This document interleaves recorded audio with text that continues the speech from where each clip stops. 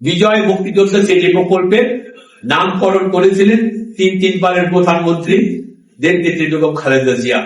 কিন্তু ফ্যাসিস্ট আওয়ামী লীগ সরকার পরিকল্পিতভাবে এই নাম ও মুক্তিযুদ্ধের প্রতি মুছে ফেলার অপচেষ্টা এখনো চালিয়ে যাচ্ছে।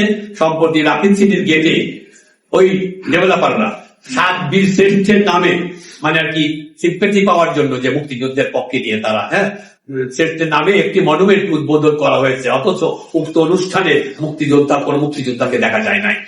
মুক্তিযোদ্ধা পরিবার সমিতির বর্তমান প্রশাসক এই অধম মুক্তিযুদ্ধের ক্যাপ্টেনের অন্যতম সদস্য হওয়া সত্ত্বেও সেখানে সেটা আমাকে জানানো হয় নাই।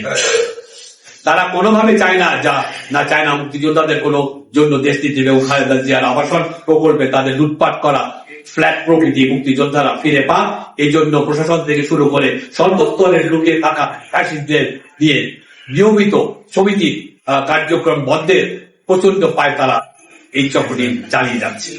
তৎকালীন বিএনপি সরকার মুক্তিযোদ্ধাদের আবাসন সুরক্ষায় একটি সুস্পষ্ট নীতিমালা প্রণয়ন করেছিল, যার মূল শর্ত ছিল বরাদ্দপ্রাপ্ত ফ্ল্যাট 10 বছরের আগে কেউ বিক্রি করতে পারবে না।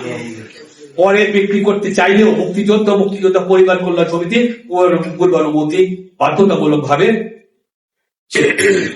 এই নীতিমালার প্রতি ধারা পদ্ধতিগত ভাবে লঙ্ঘন করা হয়েছে। কারণ আমি যদি মুক্তিযোদ্ধা হিসেবে পেয়ে থাকি, আমি যদি 10 বছর পরে বিক্রি করি, সবাই তো কিনতে চাইবে, অনেকে কিনতে চাইবে।